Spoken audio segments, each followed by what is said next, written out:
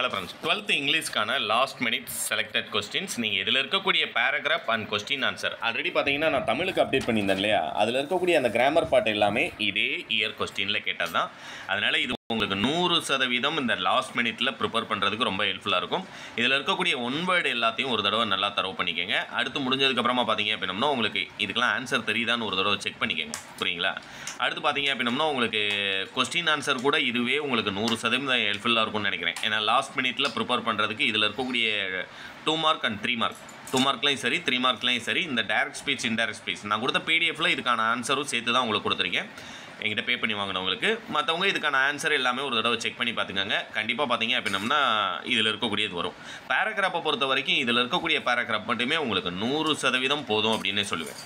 ஏன்னா உங்களுக்கு பேராகிராஃபில் உங்களுக்கு 12க்கு என்னென்ன படிக்கணும்னு சொல்லியிருந்தேன் அப்படின்னம்னா, ப்ரோஸை பொறுத்த வரைக்கும் கொஸ்டின் நம்பர் 41 நீங்கள் அட்டன் பண்ணுறதுக்கு, பேராகிராஃபை பொறுத்த வரைக்கும் கொஸ்டின் நம்பர் 41 அட்டன் பண்ணுறதுக்கு உங்களுக்கு 2 ஜென்டில்மேன் ஆஃப் வெரானா சொல்லியிருந்தேன். அடுத்தது a nice cup of tea சொல்லியிருந்தேன். And the rule of the road, அதுபோக இன் செலிப்ரேஷன் பீயிங் அலைவ் படிச்சுக்கோங்க அப்படின்றது சொல்லியிருந்தேன். இல்லை போயமில் அப்படின்னம்னா த கேசல் படிச்சுக்கோங்க, அவர் கேசரோன் ட்ரீ படிச்சுக்கோங்க. இன்சிடென்ட் ஆஃப் ஃப்ரெஞ்ச் கேப் அது வந்து படிச்சுக்கோங்கன்னு சொல்லியிருந்தேன். யுலிசிஸ் வந்து எப்பயுமே இம்பார்ட்டன்ட் தான், அது சேர்த்து சொல்லியிருந்தேன். ஏன்னா நான் கொடுத்துருந்தது மொத்தம் 3, த கேசல், அவர் கேசரோன் ட்ரீ, யுலிசிஸ் கொடுத்துருந்தேன். இல்லை அதுவும் சேர்த்து படிச்சிருந்தீங்கன்னா படிச்சுக்கோங்கன்னு சொல்லியிருந்தேன். மற்றபடி சப்ளிமெண்ட்ரியை பொறுத்த வரைக்கும் உங்களுக்கு 3, God sees the truth but waits அது ஒன்று, லைஃப் ஆஃப் பை இது ரெண்டில் ஒன்று கண்டிப்பாக கேட்டிருப்பாங்க. ஆனால் நீங்கள் இதோட சேர்த்து த மிட் நைட் விசிட்டரும் ரிமெம்பர் சீசரும் படிச்சுக்கோங்க அப்படிங்கிறது சொல்லியிருந்தேன். கண்டிப்பாக உங்களுக்கு அந்த 4 மட்டுமே உங்களுக்கு 43ஆம் நம்பர் பேராகிராஃப் அட்டன் பண்ணுறதுக்கு போதுமானது. இது வந்து உங்களுக்கு டேரெக்டாகவே டிஸ்கிரிப்ஷனில் டவுன்லோட் லிங்க் கொடுத்துறேன். ஏன்னா மார்னிங் 10 o'clock நீங்கள் எக்ஸாம் போயிடுவீங்க.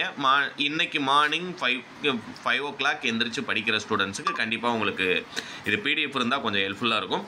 அதனால் பிடிஎஃப் டவுன்லோட் லிங்க் உங்களுக்கு டிஸ்கிரிப்ஷனில் கொடுக்குறேன். கிளிக் பண்ணனே டவுன்லோட் ஆகிற மாதிரியே கொடுக்குறேன், உங்களை சுத்த விடாமல். புரியுங்களா? அதனால் டேரெக்டாக டிஸ்கிரிப்ஷனில் போய் நீங்கள் என்ன செய்யலாமா பிடிஎஃப் வந்து டவுன்லோட் பண்ணிக்கலாம். தேங்க்யூ.